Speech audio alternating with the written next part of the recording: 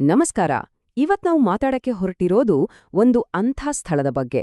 ಅಲ್ಲಿ ಪ್ರಕೃತಿಯ ನಿಯಮಗಳೇ ಬೇರೆ ಥರ ಕೆಲ್ಸ ಮಾಡತ್ತೆ ಅಂತ ಅನ್ಸುತ್ತೆ. ಹೌದು, ನಾವು ಮಾತಾಡ್ತಿರೋದು ಒಡಿಶಾದ ಜಗನ್ನಾಥ್ ಪುರಿ ದೇವಸ್ಥಾನದ ಬಗ್ಗೆ. ಬನ್ನಿ, ಅದರ ನಿಗೂಢತೆಗಳನ್ನ ಒಂದೊಂದಾಗಿ ನೋಡೋಣ. ಸರಿ, ಹಾಗಾದ್ರೆ ಮೊದಲನೇ ರಹಸ್ಯದಿಂದಲೇ ಶುರು ಮಾಡೋಣ. ಇದು ತುಂಬಾನೇ ಫೇಮಸ್. ಒಂದು ಧ್ವಜ ಗಾಳಿಗೆ ವಿರುದ್ಧವಾಗಿ ಹಾರೋದನ್ನ ಎಲ್ಲಾದ್ರೂ ನೋಡಿದಿರಾ? ಚಾನ್ಸೇ ಇಲ್ಲ ಅಲ್ವಾ? ಆದ್ರೆ ಈ ದೇವಸ್ಥಾನದ ತುದಿಯಲ್ಲಿರೋ ಧ್ವಜ ಇದೆಯಲ್ಲ, ಅದು ಯಾವಾಗ್ಲೂ ಗಾಳಿ ಯಾವ ಕಡೆ ಬೀಸುತ್ತೋ ಅದರ ಉಲ್ಟಾ ದಿಕ್ಕಲ್ಲೇ ಹಾರಾಡುತ್ತೆ. ಏನಿದ್ರ ಮರ್ಮ? ಇಷ್ಟೇ ಅಲ್ಲ, ಇನ್ನೊಂದು ಆಶ್ಚರ್ಯಕಾರಿ ವಿಷಯ ಇದೆ. ಈ ದೇವಸ್ಥಾನದ ಬೃಹತ್ ಗೋಪುರದ ಮೇಲೆ ಒಂದೇ ಒಂದು ಹಕ್ಕಿ ಹಾರೋದಿಲ್ಲ. ಅಷ್ಟೇ ಯಾಕೆ, ವಿಮಾನಗಳು ಕೂಡ ಇದರ ಮೇಲಿಂದ ಹಾರಾಟ ಮಾಡೋದಿಲ್ಲ ಅಂತಾರೆ. ಆ ಜಾಗವನ್ನ ಯಾಕೆ ಎಲ್ಲವೂ ಅವಾಯ್ಡ್ ಮಾಡ್ತವೆ ಅನ್ನೋದು ಇವತ್ತಿಗೂ ಯಾರಿಗೂ ಗೊತ್ತಿಲ್ಲದ ರಹಸ್ಯ. ಆದರೆ ಬಹುಶಃ ಎಲ್ಲಕ್ಕಿಂತ ದೊಡ್ಡ ಅಚ್ಚರಿ ಅಂದ್ರೆ ಇದು. ದೇವಸ್ಥಾನದ ಹೊರಗಡೆ ಅಲೆಗಳ ಸದ್ದು ಜೋರಾಗಿ ಕೇಳಿಸ್ತಿರ್ತತೆ. ಆದರೆ ನೀವು ಆ ಸಿಂಹದ್ವಾರದ ಒಳಗೆ ಕಾಲಿಟ್ಟ ತಕ್ಷಣ ಪೂರ್ತಿ ಸೈಲೆಂಟ್. ಸಮುದ್ರದ ಸದ್ದೇ ಕೇಳಿಸಲ್ಲ. ಹೊರಗೆ ಬಂದ್ರೆ ಮತ್ತೆ ಕೇಳಿಸುತ್ತೆ. ಇದು ಹೇಗೆ ಸಾಧ್ಯ? ನಿಜಕ್ಕೂ ಪ್ರಕೃತಿಯ ನಿಯಮಗಳೇ ಇಲ್ಲಿ ಕೆಲ್ಸ ಮಾಡಲ್ವಾ ಅನ್ಸಿಬಿಡುತ್ತೆ. ಓಕೆ, ಈ ರಹಸ್ಯಗಳ ಬಗ್ಗೆ ಮಾತಾಡೋದು ಸರಿ. ಆದ್ರೆ ಅದಕ್ಕೂ ಮೊದಲು ಈ ಮಹಾ ದೇವಸ್ಥಾನ ಅಂದ್ರೆ ಏನು, ಅದರ ರಚನೆ ಹೇಗಿದೆ, ಅದರ ಮಹತ್ವ ಏನು ಅಂತ ಸ್ವಲ್ಪ ಅರ್ಥ ಮಾಡ್ಕೊಳ್ಳೋಣ. ಬನ್ನಿ, ಪುರಿಯ ಈ ಆಧ್ಯಾತ್ಮಿಕ ಕೇಂದ್ರದೊಳಗೆ ಒಂದು ಸಣ್ಣ ಇಣುಕು ನೋಟ ಹಾಕೋಣ. ಮೊದಲನೇದಾಗಿ ಇದರ ಗಾತ್ರವನ್ನೇ ನೋಡಿ. ಮುಖ್ಯ ಗೋಪುರ ಇದೆಯಲ್ಲ, ಅದು ಬರೋಬ್ಬರಿ 65 ಮೀಟರ್ ಎತ್ತರ ಇದೆ. ಅಂದ್ರೆ ಸುಮಾರು 214 ಅಡಿ. ಎಷ್ಟೋ ಕಿಲೋಮೀಟರ್ ದೂರದಿಂದ ನೋಡಿದ್ರೂ ಈ ಗೋಪುರ ಸ್ಪಷ್ಟವಾಗಿ ಕಾಣಿಸುತ್ತೆ. ಇನ್ನು ಇದರ ಆರ್ಕಿಟೆಕ್ಚರ್ ಕೂಡ ತುಂಬಾ ವಿಶೇಷ. ಬೇರೆ ದೇವಸ್ಥಾನಗಳ ಹಾಗಲ್ಲ. ಇದನ್ನ ಕಳಿಂಗ ನಗರ ಶೈಲಿ ಅಂತ ಕರೀತಾರ. ಇದರಲ್ಲಿ ಎತ್ತರವಾದ ಗೋಪುರಗಳು ಅಂದ್ರೆ ದೇಗುಲ ಮತ್ತೆ ದೊಡ್ಡ ದೊಡ್ಡ ಹಾಲ್ಗಳು ಇವೆಲ್ಲ ಪ್ರಮುಖ ಆಕರ್ಷಣೆಗಳು. ದೇವಸ್ಥಾನದ ಒಳಗೆ ಹೋದ್ರೆ ನೋಡೋಕೆ ತುಂಬಾ ಇದೆ. ಮುಖ್ಯ ಗರ್ಭಗುಡಿ ಇದೆ. ಆಮೇಲೆ ಗೋಪುರದ ಮೇಲೆ ಒಂದು ನಿಗೂಢವಾದ ನೀಲಚಕ್ರ ಇದೆ. ಮಹಾಪ್ರಸಾದ ಸಿಗುವ ಜಾಗ ಅದೇ ಫೇಮಸ್ ಆನಂದ್ ಬಜಾರ್. ಮತ್ತು ಹಳೆಯ ವಿಗ್ರಹಗಳನ್ನ ಸಮಾಧಿ ಮಾಡುವ ಪವಿತ್ರ ಸ್ಥಳ ಕೋಯಿಲಿ ವೈಕುಂಠ. ಹೀಗೆ ಒಂದೊಂದು ಜಾಗಕ್ಕೂ ತನ್ನದೇ ಆದ ಕಥೆ ಇದೆ. ಆದ್ರೆ ಈ ದೇವಸ್ಥಾನದ ಅತಿ ದೊಡ್ಡ ಹಬ್ಬ ಅಂದ್ರೆ ಅದು ಜಗತ್ಪ್ರಸಿದ್ಧ ರಥಯಾತ್ರೆ. ಇದರ ವಿಶೇಷತೆ ಏನು ಗೊತ್ತಾ? ಇಲ್ಲಿ ಜಾತಿ, ಮತ, ಪಂಥ ಅಂತ ಯಾವ ಭೇದ ಭಾವವೂ ಇಲ್ಲ. ಯಾರು ಬೇಕಾದ್ರೂ ಇದರಲ್ಲಿ ಭಾಗವಹಿಸಬಹುದು.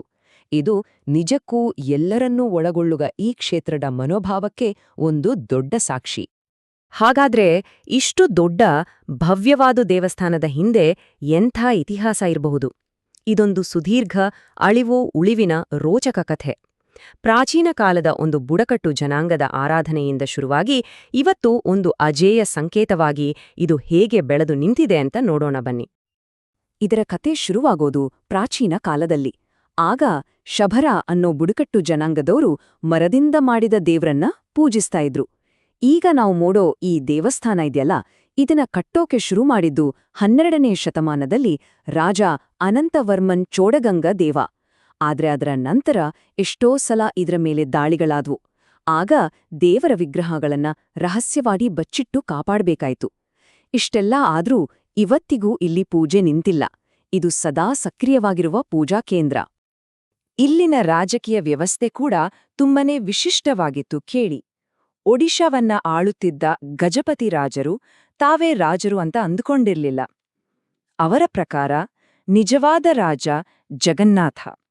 ತಾವು ಕೇವಲ ಆತನ ರೌತ ಸೇವಕರು ಅಂದ್ರೆ ವಿನಮ್ರ ಸೇವಕರು ಮಾತ್ರ ಅಂತ ಭಾವಿಸಿದ್ರು. ಎಷ್ಟೆಲ್ಲ ದಾಳಿಗಳಾದ್ರೂ, ಎಷ್ಟೆಲ್ಲ ಕಷ್ಟಗಳು ಬಂದ್ರೂ ಈ ದೇವಸ್ಥಾನದಲ್ಲಿ ಪೂಜೆ ಪುನಸ್ಕಾರಗಳು ನಿರಂತರವಾಗಿ ನಡೀತಾನೇ ಬಂದಿವೆ. ಇದು ಭಾರತದ ಇತಿಹಾಸದಲ್ಲಿ ನೋಡೋಕೆ ಸಿಗುವೊಂದು ಅಪರೂಪದ ವಿಷಯ. ನಿಜಕ್ಕೂ ಒಂದು ಸಾಧನೆನೇ ಸರಿ, ಹಾಗಾದ್ರೆ ಈ ದೇವಸ್ಥಾನವನ್ನ ಇಷ್ಟೊಂದು ವಿಶೇಷವಾಗಿಸಿರೋದು ಏನು? ಅದುವೇ ಜಗನ್ನಾಥ ತತ್ವಶಾಸ್ತ್ರ. ಬನ್ನಿ, ಆ ಜಗತ್ತಿನ ಒಡೆಯನ ಹಿಂದಿರೋ ಆ ವಿಶಿಷ್ಟವಾದ ಫಿಲಾಸಫಿ ಏನು ಅಂತ ಸ್ವಲ್ಪ ಅರ್ಥ ಮಾಡ್ಕೊಳ್ಳೋಣ. ಸಾಮಾನ್ಯವಾಗಿ ಹಿಂದೂ ದೇವಸ್ಥಾನಗಳಲ್ಲಿ ದೇವರ ವಿಗ್ರಹಗಳನ್ನ ಕಲ್ಲಿನಲ್ಲಿ ಮಾಡಿರ್ತಾರೆ. ಯಾಕಂದ್ರೆ ಕಲ್ಲು ಶಾಶ್ವತ ಅಂತ. ಆದ್ರೆ ಇಲ್ಲಿ ಇಲ್ಲಿ ವಿಗ್ರಹಗಳನ್ನ ಮರದಿಂದ ಮಾಡಲಾಗಿದೆ. ಮರ ಅನ್ನೋದು ಅಶಾಶ್ವತತೆಯ ಸಂಕೇತ. ಅಷ್ಟೇ ಅಲ್ಲ, ಆ ವಿಗ್ರಹಗಳು ಪೂರ್ಣವಾಗಿಲ್ಲ, ಅಪೂರ್ಣ ರೂಪದಲ್ಲಿವೆ. ಇದು ಯಾಕೆ ಅಂದ್ರೆ ಭೌತಿಕ ಆಕಾರವನ್ನ ಮೀರಿದ ಒಂದು ವಿಶ್ವಪ್ರಜ್ಞೆಯನ್ನ ಇದು ಸಂಕೇತಿಸುತ್ತೆ ಅಂತಾರೆ. ಈ ಫಿಲಾಸಫಿ ಇದೆಯಲ್ಲ, ಇದು ನ ಬ ಕಳೆ ಬರ ಅನ್ನೋ ಒಂದು ವಿಶೇಷ ಆಚರಣೆಯಲ್ಲಿ ನಮಗೆ ಸ್ಪಷ್ಟವಾಗಿ ಕಾಣಿಸುತ್ತೆ. ಇದು ಪ್ರತಿ 12 ರಿಂದ 19 ವರ್ಷಕ್ಕೊಮ್ಮೆ ನಡೆಯುತ್ತೆ.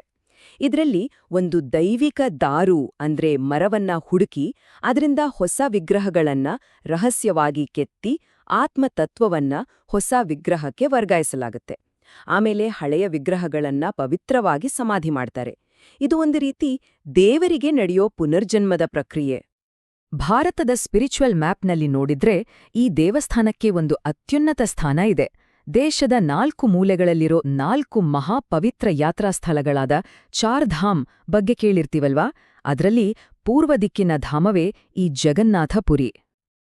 ಹೀಗೆ ಇದೆಲ್ಲವನ್ನೂ ನೋಡಿದಾಗ ನಮ್ಗೆ ಒಂದು ವಿಷಯ ಅರ್ಥ ಆಗತ್ತೆ.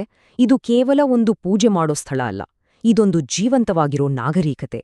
ಅದರ ಪರಂಪರೆ ಇವತ್ತಿಗೂ ಹೇಗೆ ಮುಂದುವರೆದಿದೆ ಅಂತ ನೋಡೋಣ. ಇಲ್ಲಿನ ಮತ್ತೊಂದು ಕ್ರಾಂತಿಕಾರಕ ವಿಷಯ ಅಂದ್ರೆ, ನೂರಾರು ವರ್ಷಗಳ ಹಿಂದೆಯೇ ಈ ದೇವಸ್ಥಾನದ ಆಚರಣೆಗಳಲ್ಲಿ ಜಾತಿ ತಾರತಮ್ಯಕ್ಕೆ ಜಾಗ ಇರಲಿಲ್ಲ. ಇದು ಆ ಕಾಲಕ್ಕೆ ಯೋಚನೆನೂ ಮಾಡೋಕಾಗ್ದಿದ್ದ ಒಂದು ಸಾಮಾಜಿಕ ಸಮಾನತೆಯ ಕಲ್ಪನೆ. ಇದರ ಪ್ರಭಾವವನ್ನ ನಾವು ಇವತ್ತಿಗೂ ನೋಡ್ಬಹುದು. ಜಗತ್ತಿನ ಅತಿ ದೊಡ್ಡ ಸದಾ ಕಾರ್ಯನಿರ್ವಹಿಸೋ ದೇವಸ್ಥಾನದ ಅಡುಗೆ ಮನೆ ಇರೋದೇ ಇಲ್ಲಿ. ಒಡಿಶಾದ ನೃತ್ಯ, ಸಂಗೀತ ಅಷ್ಟೇ ಯಾಕೆ, ಅಲ್ಲಿನ ಆಹಾರ ಸಂಸ್ಕೃತಿಯ ಮೇಲೂ ಇದರ ಪ್ರಭಾವ ಗಾಢವಾಗಿದೆ. ಎಲ್ಲಕ್ಕಿಂತ ಮುಖ್ಯವಾಗಿ ಜಗನ್ನಾಥ ಎಲ್ಲರಿಗೂ ಸೇರಿದವನು ಅನ್ನೋ ಒಂದು ಏಕತೆಯ ಭಾವನೆಯನ್ನ ಇದು ಪ್ರತಿನಿಧಿಸುತ್ತೆ. ಹಾಗಾಗಿ ನಾವು ಕೊನೆಯಲ್ಲಿ ಅರ್ಥ ಮಾಡ್ಕೊಳ್ಬೇಕಾದ ಮುಖ್ಯವಾದ ವಿಷಯ ಒಂದೇ: ಜಗನ್ನಾಥಪುರಿ ದೇವಸ್ಥಾನ ಅನ್ನೋದು ಕಲ್ಲಿನಿಂದ ಕಟ್ಟಿದ ಒಂದು ಸ್ಮಾರಕವಷ್ಟೇ ಅಲ್ಲ, ಅದೊಂದು ಜೀವಂತ, ಇವತ್ತಿಗೂ ಉಸಿರಾಡುತ್ತಿರೋ ಒಂದು ನಾಗರಿಕತೆ.